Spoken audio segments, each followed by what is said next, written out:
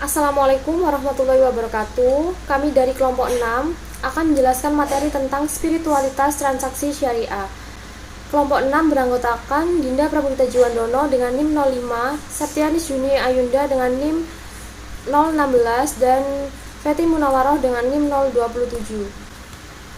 Pengertian: transaksi syariah merupakan basis akuntansi syariah yang diproses menjadi informasi atau laporan keuangan syariah. Transaksi syariah tidak hanya semata sesuai dengan syariah, tetapi manifestasi melaksanakan perintah agama. Akuntansi syariah mengungkapkan dan melaporkan transaksi syariah terpisah dengan transaksi non-syariah. Pemisahan tersebut bagian dari melaksanakan larangan agama agar tidak mencampur antara yang benar dengan yang salah.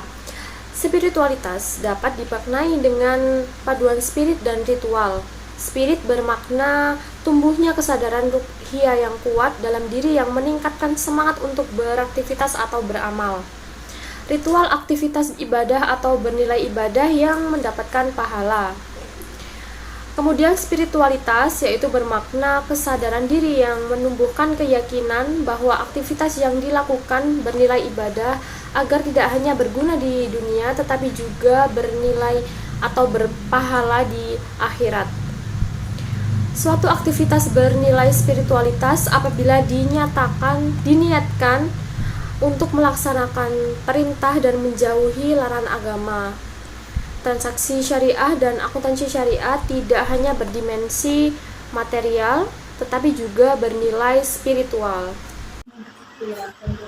Yang kedua yaitu spiritualitas transaksi tijarah. Transaksi merupakan pertukaran antara barang jasa dengan barang jasa baik sejenis maupun tidak sejenis, atau pertukaran antara barang jasa dengan alat tukar atau uang.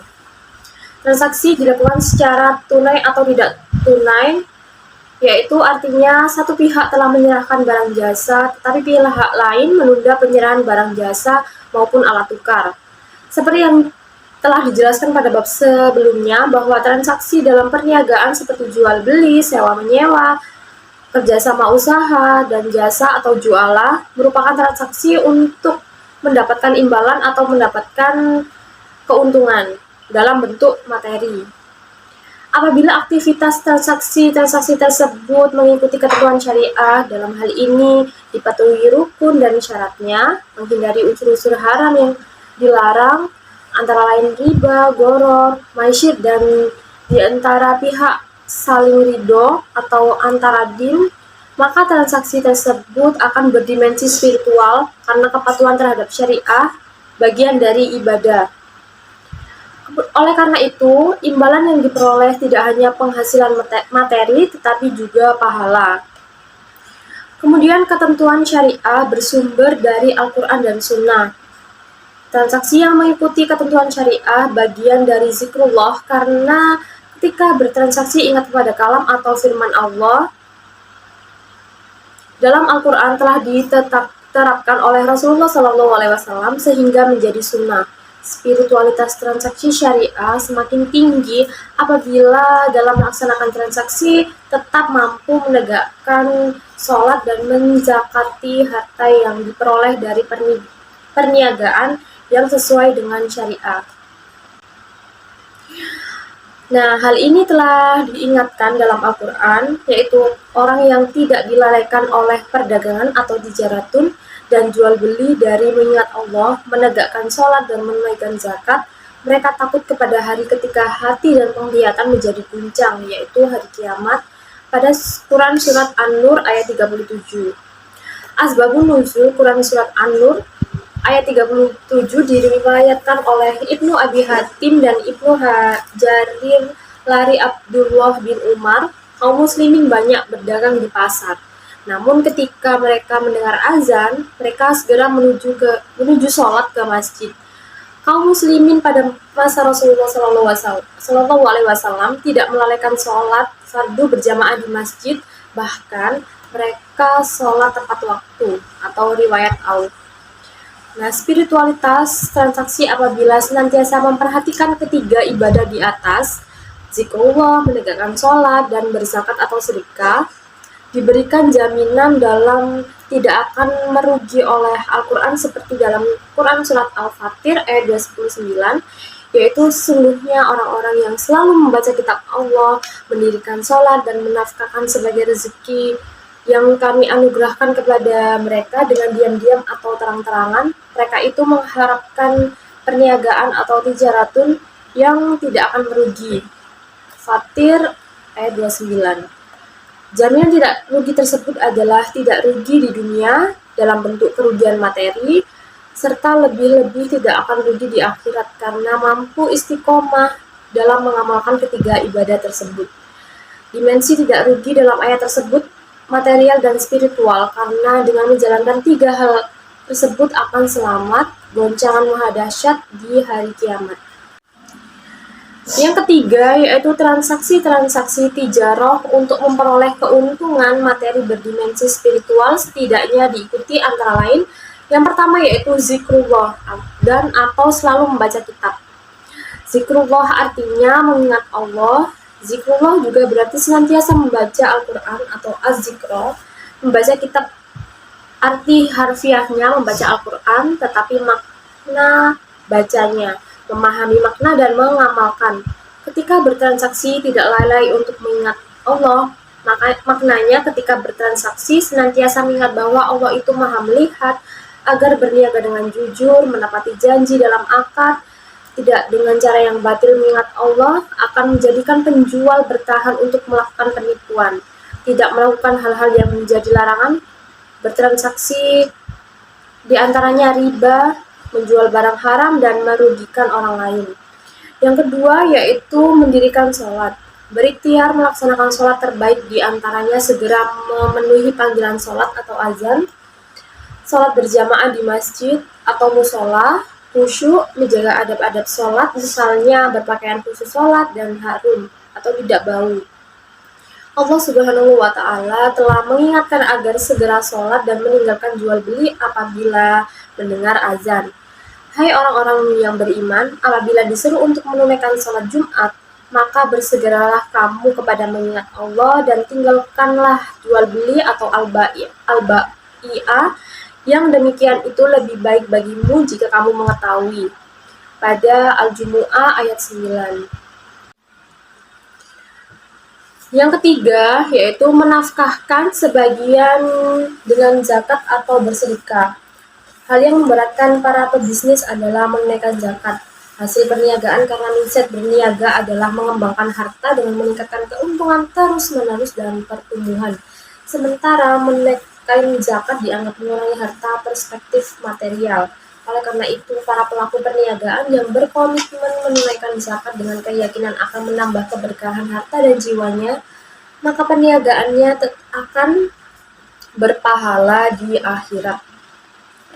Berzakat dan bersedekah bagian dari membelanjakan harta di jalan Allah, meskipun kelebihan harta yang telah dizakati otomatis dapat digunakan semaunya. Yang keempat, transaksi yang saling ridho, kerelaan antara penjual dan pembeli. Penjual dan pembeli ketika melakukan transaksi tidak semata tercukupi akad dan pembayaran, tetapi rasa persaudaraan.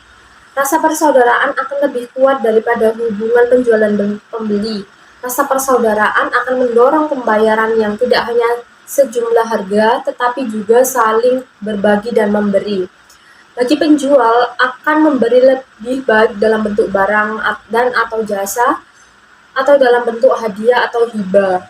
Rasa persaudaraan juga akan menghindari berbuat curang secara alamiah dan menumbuhkan loyalitas. Sekian materi dari saya, kemudian akan dijelaskan oleh Septianis Yuni Alimba. Baik, saya akan melanjutkan materi mengenai spiritualitas transaksi tabaru. Berdasarkan hakikatnya, transaksi tabaru adalah transaksi yang berdimensi spiritual karena berorientasi untuk tolong-menolong dalam kebaikan, seperti memberi hibah, wakaf, memberikan pinjaman dengan pengembalian sebesar pinjaman, menanggung hutang, dan mengambil alih hutang untuk melepaskan kesulitan orang yang tidak dapat membayar hutang ketika jatuh tempo. Selanjutnya yaitu perniagaan yang rugi spiritual. Para pelaku usaha yang melalaikan Allah kemungkinan secara materi menguntungkan, Seperti ketika ia meninggalkan sholat, maka ia akan lebih berpeluang mendapatkan konsumen. Melanggar syariat dengan gratifikasi akan lebih banyak mendapatkan proyek. Namun pada hakikatnya, perniagaan dan transaksi tersebut merugi secara spiritual dan dalam jangka waktu tertentu akan merugi secara material. Diriwayatkan Bukhari Muslim dari Jabir bahwasanya Rasulullah SAW ketika berkhutbah pada hari Jumat, kemudian datang sekumpulan pedagang. Mengetahui hal itu, sebagian para jamaah keluar menuju dagangan, sehingga tinggal 12 orang yang mendengarkan khutbah. Mereka itulah orang yang membeli kesesatan dengan petunjuk, maka tidaklah beruntung perniagaan mereka atau tijaratuhum, dan tidaklah mereka mendapat petunjuk. Quran Surat Al-Baqarah ayat 16. Dalam Quran Surat At-Taubah ayat 24 dijelaskan bahwa jika harta kekayaan yang kamu usahakan, perniagaan atau tijarotun yang kamu khawatirkan kerugiannya, dan rumah-rumah tempat tinggal yang kamu sukai, lebih kamu cintai daripada Allah dan Rasul-Nya, serta berjihad di jalannya, maka tunggulah sampai Allah memberikan keputusannya. Dan Allah tidak memberi petunjuk kepada orang-orang yang fasik. Bagi para pelaku usaha atau pedagang, kekhawatiran rugi terkadang bukan rugi yang sesungguhnya, melainkan rugi potensial. Perniagaan yang terlalu khawatir akan rugi cenderung akan melalaikan Allah dan Rasulullah. Kekhawatiran yang berlebihan terhadap rugi potensial tersebut bagian dari paradigma bisnis atau akuntansi opportunity cost, yaitu kehilangan kesempatan memperoleh pendapatan atau laba karena tidak memanfaatkan atau kehilangan kesempatan tersebut. Untuk materi selanjutnya akan dijelaskan oleh Feti Munawaroh. Baik, saya akan melanjutkan materi selanjutnya yaitu metafora transaksi spiritual. Metafora jual beli dengan Allah. Sesungguhnya Allah telah membeli dari orang-orang mukmin diri dan harta mereka dengan memberikan surga untuk mereka. Mereka berperang di jalan Allah, lalu mereka membunuh atau terbunuh. Itu telah menjadi janji yang benar dari Allah di dalam Taurat, Injil, dan Al-Quran. Dan siapakah yang lebih menepati janjinya selain Allah? Maka bergembiralah dengan jual beli yang telah kamu lakukan itu, bibaiikum, dan itulah kemenangan yang besar. Atau ayat 111.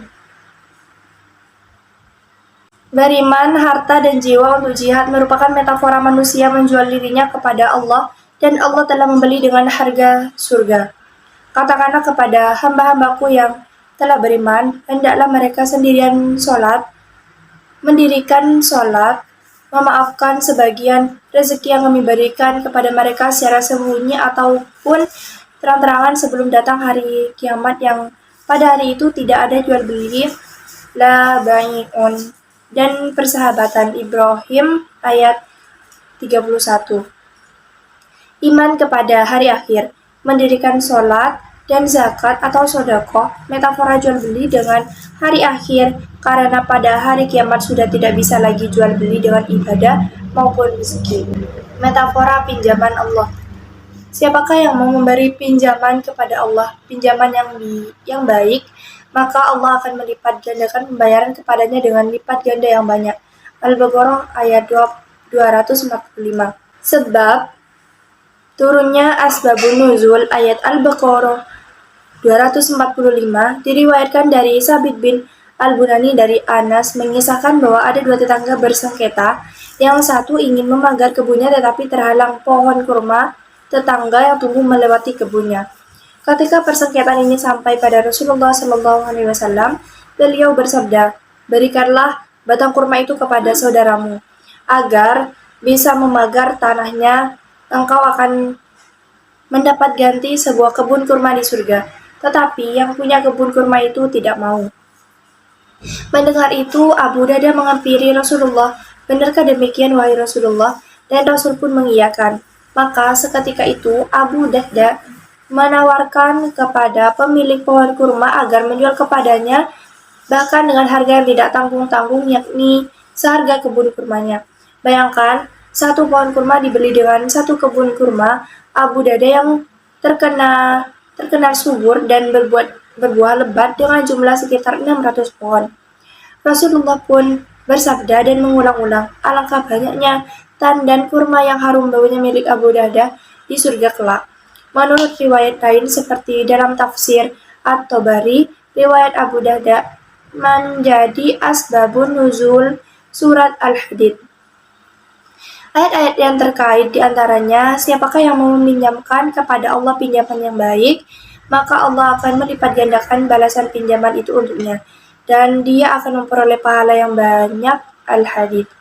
Sesungguhnya orang-orang yang membenarkan Allah dan Rasul-Nya, baik laki-laki maupun perempuan dan meminjamkan yang baik, niscaya akan dilipat gandakan pembayarannya kepada mereka, dan bagi mereka pahala yang banyak. Al-Hadid ayat 18. Sesungguhnya aku beserta kamu, sesungguhnya jika kamu mendirikan sholat dan menunaikan zakat serta beriman kepada Rasul-Rasulku dan kamu bantu mereka dan kamu pinjamkan kepada mereka, kepada Allah pinjaman yang baik, sesungguhnya aku akan menutupi dosa-dosamu. Dan sesungguhnya kamu akan kumasukkan ke dalam surga yang mengalir air di dalamnya sungai. Maka barang siapa yang kafir di antaramu sesudah itu, sesungguhnya ia telah tersesat dari jalan yang lurus. Al-Maidah ayat 11.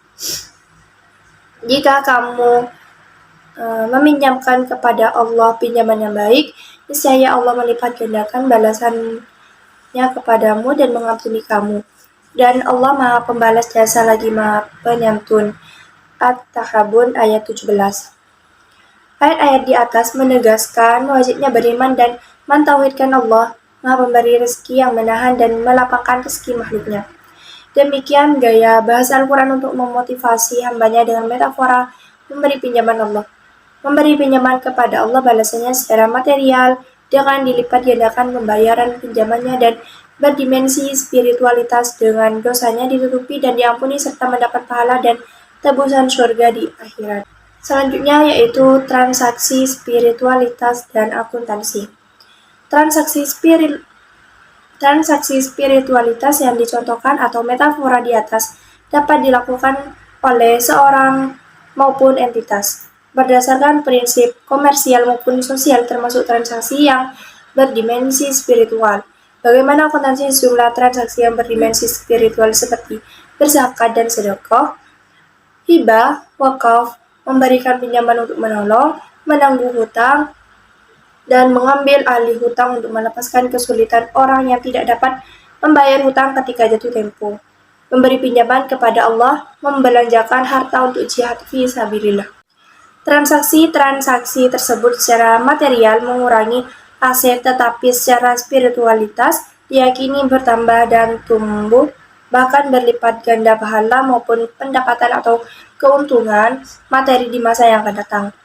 Akuntansi tidak bisa mengakui transaksi-transaksi tersebut sebagai beban karena bertentangan dengan hakikat spiritual transaksi tersebut.